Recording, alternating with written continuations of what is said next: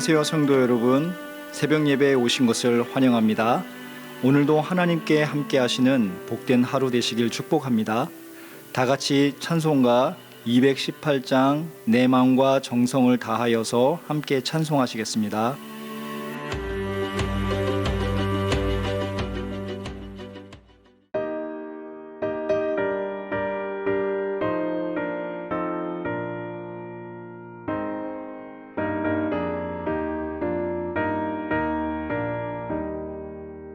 내 맘과 정성을 다하여서 주 너의 하나님을 사랑하라. 내 몸을 아끼고 사랑하듯 형제와 이웃을 사랑하라. 주께서 우리에게 명하시니 그 명령 따라서 살아가리.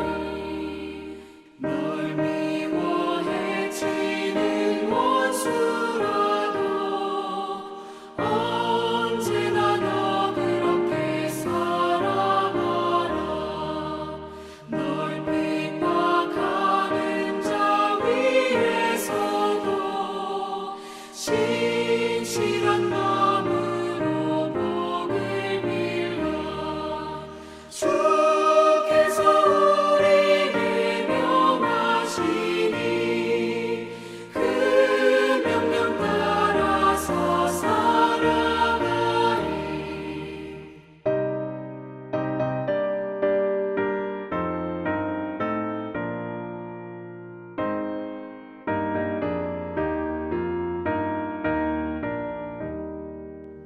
항상 주님을 멀리하고 형제를 사랑하지 못하였다. 이러한 죄인을 사랑하사 주께서 몸 버려 죽으셨다. 속죄 큰 사랑 받으니 내 생명 다 바쳐 충성하리.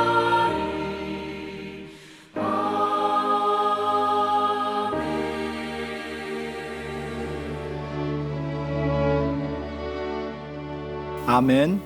오늘 함께 나눌 말씀은 디모데전서 5장 1절부터 16절까지입니다. 늙은이를 꾸짖지 말고 권하되 아버지에게 하듯하며 젊은이에게는 형제에게 하듯하고 늙은 여자에게는 어머니에게 하듯하며 젊은 여자에게는 온전히 깨끗함으로 자매에게 하듯하라. 참 과부인 과부를 존대하라. 만일 어떤 과부에게 자녀나 손자들이 있거든 그들로 먼저 자기 집에서 효를 행하여 부모에게 보답하기를 배우게 하라. 이것이 하나님 앞에 받으실 만한 것이니라. 참 과부로서 외로운 자는 하나님께 소망을 두어 주야로 항상 간구와 기도를 하거니와 향락을 좋아하는 자는 살았으나 죽었느니라. 내가 또한 이것을 명하여 그들로 책망받을 것이 없게 하라. 누구든지 자기 친족 특히 자기 가족을 돌보지 아니하면 믿음을 배반한 자요 불신자보다 더 악한 자니라. 과부로 명부에 올릴 자는 나이가 60이 덜 되지 아니하고 한 남편의 아내였던 자로서 선한 행실의 증거가 있어 혹은 자녀를 양육하며 혹은 나그네를 대접하며 혹은 성도들의 발을 씻으며 혹은 환난 당한 자들을 구제하며 혹은 모든 선한 일을 행한 자라야 할 것이요 젊은 과부는 올리지 말지니 이는 정욕으로 그리스도를 배반할 때에 시집가고자 함이니 처음 믿음을 저버렸으므로 정죄를 받느니라. 또 그들은 게으름을 익혀 집집으로 돌아다니고 게으를 뿐 아니라 쓸데없는 말을 하며 일을 만들며 마땅히 아니할 말을 하나니 그러므로 젊은이는 시집가서 아이를 낳고 집을 다스리고 대적에게 비방할 기회를 조금도 주지 말기를 원하노라. 이미 사탄에게 돌아간 자들도 있도다. 만일 믿는 여자에게 과부 친척이 있거든 자기가 도와주고 교회가 짐지지 않게 하라. 이는 참 과부를 도와주게 하려 함이라. 아멘. 디모데는 사도 바울이 2차 전도 여행 시 만난 동역자요 제자요 영적인 아들인 디모데의 목회를 위해 편지 형식으로 보낸 목회 서신입니다. 오늘은 그중 5장 1절부터 16절까지의 내용을 다루도록 하겠습니다. 저는 여러분과 함께 본문에서 배울 수 있는 3가지 교훈을 나누어 보고자 합니다. 첫째, 교회는 가족 공동체입니다. 당시 디모데는 교회의 리더였지만 나이가 많은 장로가 아닌 젊은이였습니다.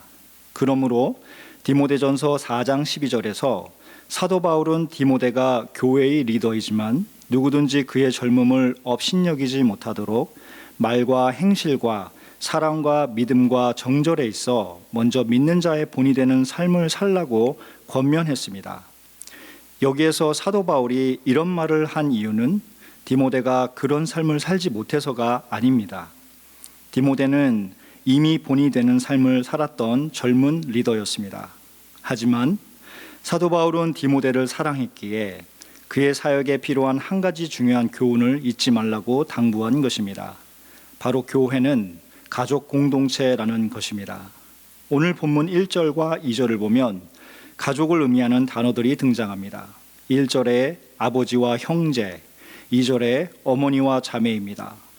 사도 바울도 디모데전서 1장 2절에서 디모데를 자신의 아들이라고 표현합니다. 그리스도 안에서 우리는 한 형제요 자매입니다. 한 하나님을 아버지로 모시고 한 성령 안에서 순종하고 한 예수 그리스도를 구세주로 섬기는 가족입니다. 가족은 서로 사랑하고 돌보고 아낍니다. 자신의 유익을 위해 상대를 사용하지 않습니다. 가족은 자신의 성공을 위한 도구가 아니기 때문입니다. 영향력 있는 젊은 리더들 가운데 흔히 가지게 되는 치명적인 약점이 있습니다. 바로 자신의 기준으로 공동체를 판단하고 자신의 기준대로 타인의 행동을 통제하는 것입니다. 나이든 연장자의 신앙생활이 자신의 기준에 이르지 못한다고 하여 함부로 꾸짖거나 혹은 마음으로 업신여깁니다. 젊은 남성들을 형제가 아닌 어떤 목적으로 그런 것을 위한 도구로 사용합니다. 젊은 자매들에게 깨끗하지 못한 마음으로 다가갑니다. 디모데는 하나님께 헌신된 젊은 지도자였지만 그도 사람이었습니다. 그러므로 바울은 디모데를 아끼는 마음으로 그에게 충원한 것입니다. 바로 교회는 가족이라는 것입니다. 가족처럼 늙은이를 아버지를 대하듯 하고 나이든 여성을 어머니 대하듯 젊은 남성들을 형제 대하듯 젊은 여성들을 자매 대하듯 하라는 것입니다. 이것이 바로 믿는 자의 본인 것입니다. 오늘 말씀은 디모데를 위한 바울의 메시지였습니다. 그러나 동시에 이 말씀은 모든 믿는 자들을 향한 하나님의 메시지입니다. 그러므로 우리는 오늘 하루 동안 과연 우리가 그동안 교회 공동체를 가족으로 여겨왔는지 살펴봐야 합니다. 교회 공동체를 가족으로 여기며 가족같이 서로 사랑하고 돌보는 믿음의 본을 보여 하나님께 영광을 돌리는 하루가 되시길 축복합니다. 더불어 교회를 넘어 세상에서 만나는 사람들을 가족처럼 돌보고 아끼고 사랑하시는 하루 되시기를 축복합니다. 그런 믿는 자의 본을 본 세상 사람들은 우리들의 모습 속에서 예수 그리스도를 보게 될 것입니다. 이것이 바로 선교인 것입니다. 둘째, 하나님께 소망을 두어야 합니다. 당시 바울은 그의 영적인 아들인 디모데에게 목회를 위한 좋은 조언들을 하길 원했습니다. 많은 조언들이 필요했지만 당시 가장 이슈가 되었던 과부에 대한 주제를 골랐습니다. 그리고 오늘 본문을 통해 디모데에게 말했습니다. 바울은 과부를 두 종류로 나눕니다. 먼저 3절의 참 과부입니다. 참 과부는 9절을 보면 나이 60이 넘는 존경받는 사람이었습니다. 5절에 외롭지만 하나님께 소망을 두는 사람이며 항상 하나님께 기도하는 자였습니다. 6절에 향락을 좋아하지 아니하며 7절에 책망받을 것이 없는 자였습니다. 두 번째 부류는 6절에 향락을 좋아하는 자, 11절에 젊은 과부로 정욕으로 그리스도를 배반한 자입니다. 12절에 처음 믿음을 저버린 자입니다. 13절에 게으른 자입니다. 쓸데없는 말을 한 자입니다. 안 좋은 일을 만드는 사람입니다. 하면 안 되는 말을 하는 사람입니다. 15절을 보면 젊은 과부 중 사탄에게 돌아간 자도 있다고 말합니다. 사탄에게 돌아갔다는 말은 믿음을 버렸다는 것을 의미합니다. 초대교회 시대의 과부들은 그 어떤 믿음의 서약을 교회에서 했습니다. 그리고 교회는 그 서약에 따라 과부들의 필요를 돌보았습니다. 그 서약에 대한 구체적인 내용은 알 수 없지만 본문을 보면 짐작할 수 있습니다. 재혼하지 아니하며 항상 기도하며 하나님께 소망을 두고 선한 행실을 가지는 것이었습니다. 재혼이 나쁘다는 이야기가 아닙니다. 본문 14절에서 재혼을 권하고 있기 때문입니다. 여기에서 중요한 것은 참 과부들은 하나님께 소망을 두어 항상 기도하며 정욕에 물들지 않고 선한 행실을 지키기로 공식적으로 서약한 사람들이었다는 것입니다. 사랑하는 여러분, 오늘 본문은 두 종류의 과부를 대조적으로 풀어가며 현대를 살아가는 그리스도인들이 세상에서 어떻게 살아가야 하는지에 대한 그림을 그려주고 있습니다. 우리 모두가 과부는 아니지만 과연 우리는 어떤 것에 소망을 두고 오늘 하루를 살아가는 성도들인지 살펴보아야 할 것입니다. 갈라디아서 2장 20절은 이렇게 말합니다. 내가 그리스도와 함께 십자가에 못 박혔나니 그런즉 이제 내가 산 것이 아니요 오직 내 안에 그리스도께서 사시는 것이라. 이제 내가 육체 가운데 사는 것은 나를 사랑하사 나를 위하여 자기 몸을 버리신 하나님의 아들을 믿는 믿음 안에서 사는 것이라. 아멘. 이런 믿음 안에 살면 하나님께 소망을 두게 되어 믿음의 본을 보이게 됩니다. 참 과부는 자신의 정욕을 죽이고 믿음의 본을 보이며 하나님께 소망을 두고 산 사람들이었습니다. 하나님께 소망을 두고 사는 사람들은 참 과부와 같이 살게 됩니다.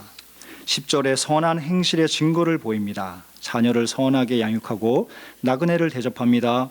성도들의 발을 씻겨 섬깁니다. 환난 당한 자들을 구제합니다. 약한 자들에게 긍휼을 베풉니다. 여기서 참 과부는 참 그리스도인을 뜻하는 것으로 볼 수 있습니다. 참 그리스도인으로 선한 행실의 증거를 보이는 것이 바로 선교인 것입니다. 셋째, 분별력을 가져야 합니다. 본문 9절에 과부의 명부가 등장합니다. 당시 과부들은 공동체에서 믿음에 관한 서약을 하게 되면 과부 명부에 이름이 올라갔습니다. 그러면 교회는 그 명부에 따라 재정을 지출하여 믿음의 서약대로 살아가는 과부들을 도와주었습니다. 그러나 문제가 발생했습니다. 첫 번째, 젊은 과부들 가운데 믿음의 서약을 깨는 일이 발생했습니다. 두 번째, 젊은 과부들이 믿음의 서약을 깨고 욕심대로 살아가는 일이 일어남에도 과부 명부에 이름이 그대로 올라가 있어 교회의 재정 지원을 계속 받는 것이었습니다. 결국 바울은 9절에 과부 명부에 올라갈 사람의 나이를 60 이상으로 정하게 됩니다. 더불어 참 과부는 선한 행실이 눈에 보이는 증거로 나타나야 한다고 말합니다. 이런 기준을 정한 이유는 분별을 하기 위함이었습니다. 모든 교회 공동체의 재정은 선한 일에 쓰여야 합니다. 또한 선한 일에 헌신한 사람들을 위해 쓰여야 합니다. 약자들을 위해 쓰여야 합니다. 하지만 악한 자들의 악한 일을 위해 쓰여질 수는 없습니다. 그러므로 약한 것과 악한 것은 분별되어야 합니다. 과부의 명부에 이름이 올라가 있지만 믿음의 서약을 깼을 경우에는 명부에서 제외되어야 합니다. 본인이 약하여 믿음의 서약을 깼을 경우 14절 말씀처럼 재혼한 후에 과부의 명부에서 빠져야 합니다. 이것은 양심적인 일입니다. 하지만 과부를 위한 교회의 지원을 받으면서 재혼도 하지 않고 여기저기 돌아다니며 믿음의 서약과 반대되는 행동과 말을 한다면 이는 악한 일인 것입니다. 그러므로 바울은 디모데에게 과부의 명부에 들어갈 참 과부와 들어가면 안 되는 젊은 과부를 분별하라고 합니다. 사도 바울과 디모데가 과부의 명부에 들어갈 사람들을 분별하여 하나님의 선한 일을 도모한 것과 같이 우리도 하나님의 일을 할 때 분별해서 진행해야 합니다. 때론 분별력이 부족하여 실수할 수 있습니다. 그러므로 매 순간 하나님께 분별의 능력을 달라고 기도하면서 하나님의 일에 임해야 합니다. 하나님께 기도하고 그를 의지하면 분별할 힘을 주실 줄 믿습니다. 더불어 이 분별력은 교회 사역에만 필요한 것이 아닙니다. 세상에서 살아갈 때에도 동일하게 필요합니다. 세상 속에서 우리는 약한 자들을 돕고 그들을 이 하나님을 알도록 도와야 합니다. 항상 선한 일을 분별하여 우리의 삶과 에너지를 그곳에 투자해야 합니다. 그럴 때 세상 속에서 일하시는 하나님의 놀라운 선교 역사에 동참하게 될 줄 믿습니다. 사랑하는 여러분, 말씀을 맺으려고 합니다. 오늘 하루도 교회를 가족같이 여기는 하루, 하나님께 소망을 두는 하루, 그리고 악한 것을 분별하는 하루가 되어 하나님의 선교에 동참하시는 여러분의 삶이 되시길 주님의 이름으로 축원합니다. 기도하시겠습니다. 사랑하는 하나님, 오늘도 주님이 은혜를 주셔서 하루를 시작합니다. 저희를 긍휼히 여겨주시고 저희의 삶을 인도하여 주옵소서. 당신이 원하시는 삶을 살아가도록 힘을 주셔서 저희를 통하여 영광 받으소서. 예수 그리스도의 이름으로 기도합니다. 아멘. 사랑하는 성도 여러분, 오늘도 주님 안에서 승리하시기를 기도합니다. 감사합니다.